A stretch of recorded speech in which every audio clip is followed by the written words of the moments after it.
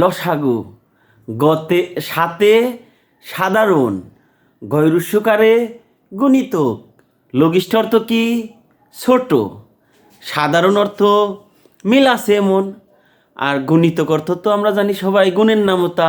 তো আমরা ছোট্ট একটি লসাগু করে দেখি, 4 ও 6-এর লসাগু কত হবে। তাহলে আমার কি করতে হবে, 4-এর গুণিতক বের করব।